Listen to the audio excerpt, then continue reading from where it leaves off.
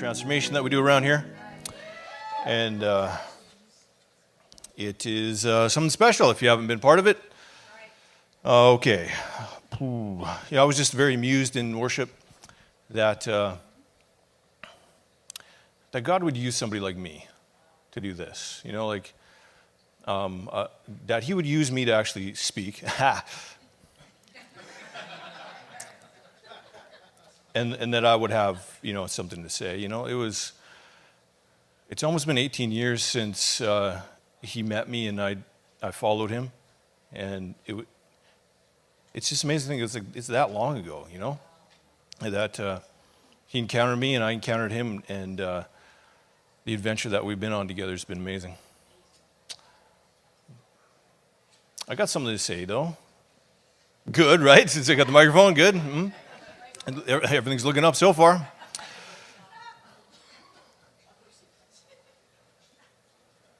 That, I love the Bible. I love reading Jesus. I love reading the early church fathers. I just get absolutely fascinated by what made them tick and the choices they made and the cultural situations they found themselves in, and just putting myself in the story sometimes and just going, what would I have done in that situation? And this is one of these situations that I think we can very much all relate to. And it's a famous one, and I'm going to do Feeding of the 5,000, a portion of it anyway. And just the significance of what is happening there, sometimes we overlook, and I just kind of wanted to slowly kind of dissect it with you guys and just kind of hit on some points that I think are super relevant for today, for sure. I mean today. I don't mean like this time in history. I mean like today, man. Just choices that we have to make. And what was happening? Jesus is just doing his thing, right? And he's wandering around, and he's just doing Jesus stuff, which is blowing everybody's minds, and that draws a crowd all of a sudden. And he just decides to wander slowly towards the mountains, and just off into the wilderness just a little bit. And he's drawing the people away out of everything that's really safe and like a security system that they have, and he just keeps wandering away. And he says he withdraws up a mountainside, and all the people just follow him, like I would, I think we all would, yes. Well, there's 5,000 dudes, and they don't count the women and children, but that's a cultural deal. Don't worry about it. They've just wandered, to this area, and all of a sudden he's like, "Where are we going to buy food for all these people?" And the disciples are like, "Come on, dude, are you serious right now? Send them away." And he says, "No, we're going to feed them. Here's what we're going to do: just get them to sit down in groups of 50 and 100, and let's pass out some grub. This guy, let's rob him of his lunch, and let's give it to everybody else, And incredible things happen, right? Just like, boom, they get fed. The time that this happens, John is very careful to point this out. It happens around the time of the Passover. And the Passover is that annual remembrance of what happened back in the day, right? When the Pharaoh was mean to the Egyptians. The Pharaoh Egyptians. They were mean to the Israelites. There you go. And Moses tells the Pharaoh, "Hey, me and my boys, we got jam. We're out of here, bud. We're done being your slaves." And the Pharaoh's like, "Oh, whatever. That ain't happening." And awkward moments happen, right? More slaves, more work, and doing all this stuff. And then eventually God's like, here's what's going to happen. There's going to be some plagues that are going to show up, and people are going to freak out. Yeah? And they do. They freak out. Pharaoh still doesn't get his act together until the big one, right? The big one is? Yeah, firstborns die, right? So a single angel, people, wanders into Egypt and slaughters all the firstborn. Yeah, we want angelic encounters, all right? That's for another day, all right. But except the angel of death, he passes over, very good, yeah, passes over all of the Israelite people because they're instructed to kill the lamb and then put the blood over the doorpost. Everybody good? Sunday school stuff, right? We know this. But this is super important because when Jesus does this thing, he's doing it around the time of the Passover. Now, if you're a good Jew, you would understand this, that this is hugely significant. And we're probably not good Jews in here, right? Probably not. And so we don't really understand that significance of this thing, because here's part of the deal, right? As they were released from Egypt, as they were released from slavery, where did they go? Wilderness or desert, very good.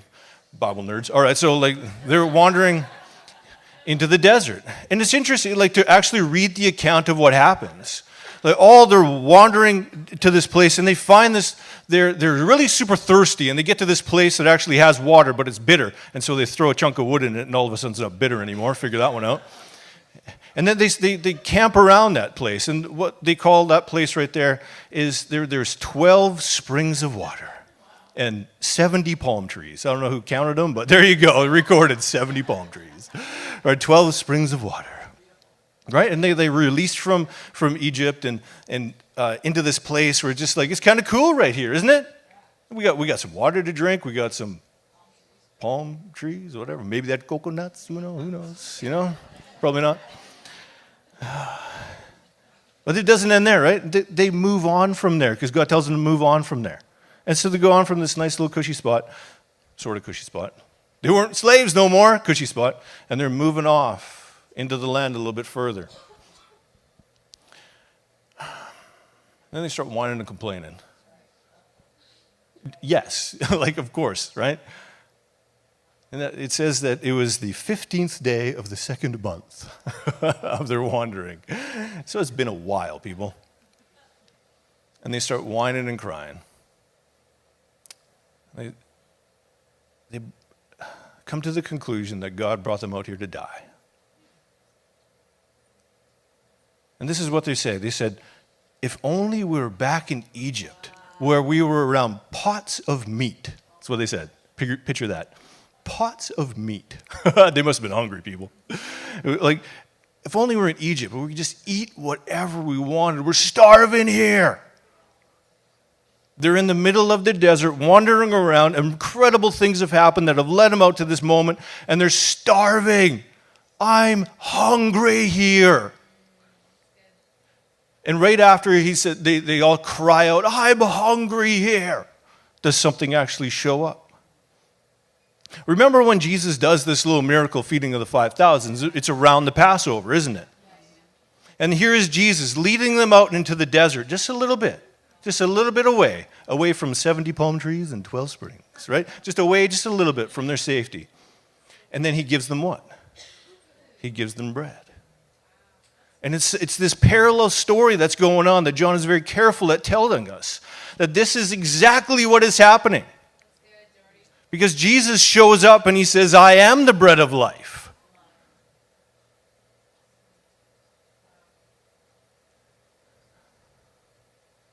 It blows my mind. I had this thought the other day. It blows my mind with this thought right here, that the Israelites never got fed a thing until they were starving to death and asking for food. It didn't show up just because they wanted it to show up. But God led them to a place where they're almost dead. Where they got to a place of crying out to God, we need you. That they were actually fed. We're going to go to John chapter 6 and pick up the story here. About what Jesus is telling them in this moment, feeding of the 5,000. With this thing, with as a good Jew, you would have this picture of what is happening right in front of them. Where did I say to go? Verse 30? So they asked him, what miraculous sign then will you give that we may see and believe you? What will you do? Our forefathers ate the manna in the desert, as is written. He gave them bread from heaven to eat. And Jesus said to them, I will tell you the truth. It is not Moses who gave you the bread from heaven, but it's my Father who gives you the true bread from heaven. For the bread of God is he who comes down from heaven and gives life to the world. Say life to the world. What does he give to the world? Life to the world. So bread is coming down from heaven. And what does it give? Life. Just like they were wandering in the desert, yes? And what does it give them? What did it give them? It gave them life. And here's what we have to pick up, guys. That it never showed up. The life-giving bread never showed up until people were so desperate that they had to yell out to God, what are you doing here? Can't you see we're dying here? And then the bread of life shows up. How many of us are desperate like that tonight? Desperate like that today? For the bread of life to show up to actually give us life. But we have this imaginary scenario that never happens in the Old Testament, that manna was just provided for them and they didn't care anyway. They had to be led out for 2 months, or the 15th day of the second month. They had to be led out for that many days for them to be so desperate to ask for something different. And God is leading us tonight, and God has led us on a journey way out into the wilderness, way out into our personal desert, wherever that happens to be, where we're starving to death. And I'm telling you that this was a necessary place for them, and it might just be a necessary place for us as well, to actually eat food that brings life. What food are you going to be eating? He's led you out into the place not to cry out for something other than Jesus. He's led you out into the desert to get you to know that you need Jesus, and that is it. Starving for Jesus. Are we starving for his presence? Are we starving for his body? Are we starving for his stuff? Are we starving for his kingdom? Are we starving for it today? I'm telling you, you ain't going to get it until you start starving. And here is God leading them into a place where they begin to starve, so they start asking for the right stuff. Here is Jesus leading them to a place of going, remember what hunger feels like. Be desperate for something, because the one who actually gives life is right in front of you. He goes on to speak to them, guys. In verse 34, he says, "Sir," they said, "from now on, give us this bread." Right on, right? But in true Jesus fashion, he smashes them. All right, verse 35. Then Jesus declared, "I am the bread of life. He who comes to me will never go hungry, and he who believes in me will never be thirsty. But as I told you, you have seen me, and still you do not believe." These are the people that have wandered with Jesus for a while. They've seen enough, haven't they? They've seen enough. They've seen the miraculous signs. They've seen Jesus do what he's doing. They've seen the 5,000 fed people. Put yourself in that story. I love putting myself in the middle of this story. Let's just undercut this, and let's say 10,000 people there. As 10,000 people get fed in the middle of nowhere. I like to put myself in the back corner of this thing as the feeding happens. Just imagine the feeding start to happen over here, right? And then all of a sudden it just starts to go across. And then further back, just to maybe where you're at, right? And then maybe up to the middle section right here. And then just over here. I like to put myself over by that back door that you can't see. But trust me, it's back there. I'd like to just put myself back there as it just kind of rumbles through the audience, right? What's happening? Oh my goodness, people are eating. It's not just eating, it's eating and having their fill. Could you imagine? Could you put yourself in that scenario? It's just like you would have to come away with something's up with this, man. Never mind all of the sick and the cripples and everybody being brought out to Jesus and all of them being miraculously healed. There's something incredible going on, right? And the guy who's doing it all, the guy that's responsible for it all, he says, "This is me. This is me." Around Passover, eating bread because you're starving. You guys get it yet? Right? This is what he's telling them. Do you guys get it yet? And they still do not believe. Why do you think they still don't believe? They ain't hungry. They ain't actually hungry. He tells them, "You guys are just after me because I made bread. Don't work for food that spoils. Work for food that produces life." And he says, "I am that bread that will produce life. I am that bread that will give you life." Anybody need life in here? Do we need life in here? Do you need life? How bad do you want it? Are you willing to wander away from your safety, away from what makes you who you are, away from all of your security, just to taste starving for a while? Just to be starving for something different for a while. Just so everything is stripped away from you so you got one choice. Jesus, what are you doing to me? Did you bring me here to die? That's exactly the position that we need to be in.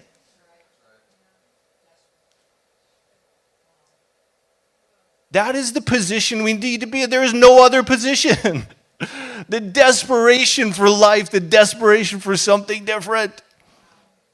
I love this story that we're going to do now. It's in Luke chapter 5. And it's the calling of Levi, and I'm going to call him Matthew a few times, so don't get confused, okay? Because it's the same guy. Matthew and Levi, same guy. Very good? Everybody clear? It's in Luke chapter 5, and it's the calling of Levi. In verse 27. After this, Jesus went out and saw a tax collector by the name of Levi sitting in his tax booth. "Follow me," Jesus said to him. And Levi got up, left everything, and followed him. I love this because you have to put yourself once again in the scenario, right? Levi, Matthew, good Jew, right? He is the guy that wrote the gospel, Matthew. He knows a few things about the prophets. He knows a few things about the culture. He understands what it's like to be a Jew. But here's a guy who's a tax collector for the Romans, who's the occupying force, or evil, according to the Jews, right? And so here is a guy who has to face his countrymen moment after moment, minute after minute, as he tax collects on the road, as all of these people come by. And just imagine what people think of this guy. You're such a piece of junk. How dare you? Can you just put yourself in Levi's shoes just for a minute about how he would feel about himself? I would say that Levi is starving for something different. This can't be all there is, man. Just getting looked at with dirty looks all day long, hated by everybody. He's a professional thief. That's what a tax collector is. And here he is as a good Jew, knowing right from wrong, knowing what his role is as a Jew, and he's sitting there tax collecting for these people. How ashamed he would feel every single moment of the day. And then guess what happens? Manna from heaven drops in front of him because he is desperate to be something else.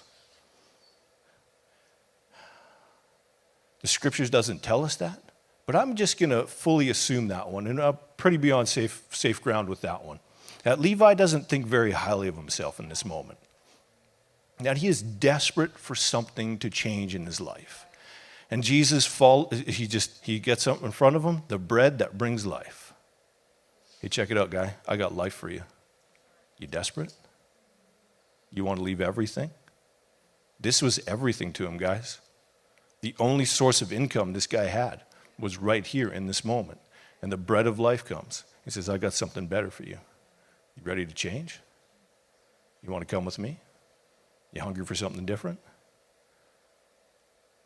What does he do? He abandons everything. I'd say he's getting drawn into the wilderness, wouldn't you? Getting drawn into the wilderness. Going, I don't know how I'm going to live, but as long as I'm with this bread right here, the bread that actually brings life, I think I'll be okay. I don't need all of this other stuff. All I need is Jesus. All I need is him. Because I'm starving for something different. Matthew doesn't follow Jesus. You got to stay with me on this one. Matthew doesn't follow Jesus. Levi doesn't follow Jesus on this one so he can get all cleaned up and dusted off so he could be a better tax collector. That he could feel better about himself. Maybe a little self-confidence, but still go back to his old life. Did you follow me on that one? A lot of times that's what our Christianity looks like, doesn't it? Is that, I'm just going to get dusted off. I'm just going to get a little brushed off here because after all, I did some stupid things, but I need to get back with Jesus because after all, he died on the cross for me, forgive me of my sins, so I can go back to my old life, so just tax collecting again, except this time with a smile on my face, feeling good about myself. And that's what I affectionately call well-behaved dysfunctional people. Yeah? Jesus did nothing if that scenario was true, Jesus did nothing. We're not into this Christianity thing just for a conscience cleanse. We're not just following Jesus so we can feel good about ourselves. We are following Jesus so we get out into the wilderness, so we're almost starving to death, so we know what we can actually be fed by, what our source can actually be. Not 12 springs and 70 palm trees, right? But actually him feeding us, the bread that actually brings life. There are so many people in these desert scenarios right now. And it's not for you to run back into Egypt. It's not for you to run back into your tax collector booth. It's for you to drop on your knees and say, give me this bread. I'm starving here. I know that you're good. People keep telling me that you're good. I've seen your hand. I've seen your miracles. I just want to be with you. But I don't know what I'm doing and I don't know where I'm going. I just want to be with you. I'm dying here. It is not until Israel did that they were fed. And it won't be until we do that we are fed by the actual bread that actually brings life. There's moment after moment after moment in your New Testament that will echo exactly what I'm telling you right here. Blind Bartimaeus, Son of David, have mercy on me. I love that story, right? Just crying out for something different. The Syrophoenician woman risking everything just to get a piece of Jesus so the demon can come out of her daughter, man. The woman with the issue of blood, if I just touch his cloak, maybe something can happen. Desperation, I'm dying here. Paul leaving absolutely everything, his position, his reputation, and everything, going completely away from this thing. Go, I need you, Jesus. What about your story? Story after story. The lepers, my goodness. The leper that runs back to Jesus and falls at his feet and worships him. Desperation, man. What's your story? What's your story of desperation? Do we have a story of desperation? Or do we have a story of, I just want to get dust off so I can go back to my tax collecting stuff? Because after all, that's where I'm fed. I just want to be dusted off a little bit. Maybe we'll go back to Egypt. After all, they got pots of meat. Let's go back there. We had a cool experience with God. That lasted a little bit. That was fun. Let's go back to our debauchery. That's fun. That's where I belong, right? How desperate are we to change? How desperate are we to see if he is who he says that he is? Have you wandered in the desert for a while going, what are we doing here? The best thing in my life ever happened is I had my desert wilderness moment. I follow Jesus. I was like, God, where do you want me to go? What do you want me to do? I was tortured in this situation, and he told me to go a far ways away from where I was. Moved all the way across the country in Canada into a place I did not understand. I did not understand. And I'd be yelling at God in the backyard, what are you doing to me? This is what I would tell him. I said, you know me. You know I don't need this. I got one of those things right.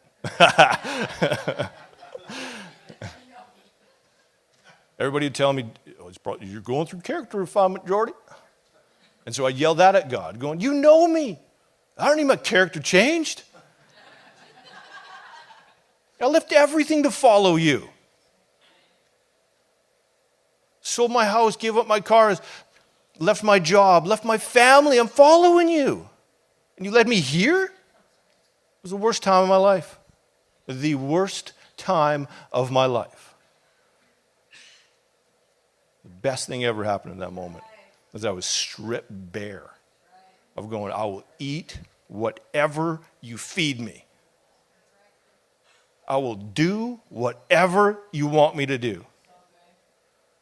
It was the best thing that ever happened to me. Changed my life, changed everything. And that little moment of there eating the right fruit, eating the right food that came down from heaven. I'm going, I'm there with you, man. I don't care about situations and scenarios anymore. I'm with you. And if scenarios and situations do come and trip me up, I know where to set myself back to. Because I've tasted that food and I want nothing but that. If I have to starve again, I will starve again. I don't want to starve again, people. But if I get that food, I'll do it again. Are we starving?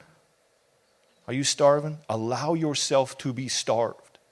The Israelites didn't go into the desert with manna waiting for them, with quail waiting for them. It's not until they realized they were starving and yelling at God did manna appear. And sometimes we just got to start yelling at God a little bit, don't we? You need to be led off into the desert, into the wilderness just a little bit further. What are we doing here? Don't you see I'm dying here? I sent you manna from heaven. His name's Jesus. His body is real food. He is real drink. You eat of him, you will be satisfied. Do we want to be satisfied? You got to get hungry. Are we hungry? Are you desperate? All right. Ministry team, do you want to come up? Please.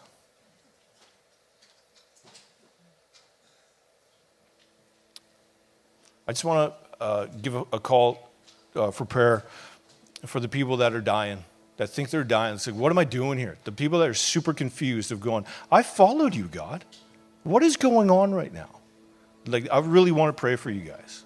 I want these people to pray for you guys. So, like, don't be shy. Just come on up and let's get some prayer for this one. Because you need people to walk with you. You need people to stand around you. And you need people to give you good counsel in the middle of these crazy trials that we're going after.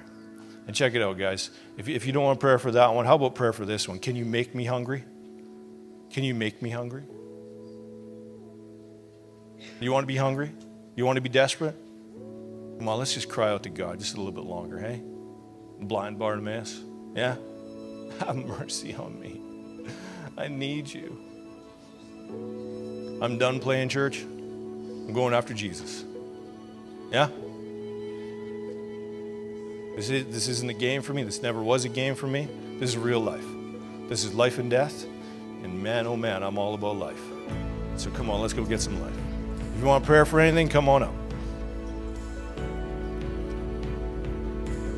I'll just pray for you guys, and we can have a good night, all right? Jesus, thank you for coming down from heaven. Thank you for giving us the opportunity to have life. But Jesus, we love you. In the middle of confusion, in the middle of being unaware, Jesus, we just turn our eyes to you. And we're with you, Jesus.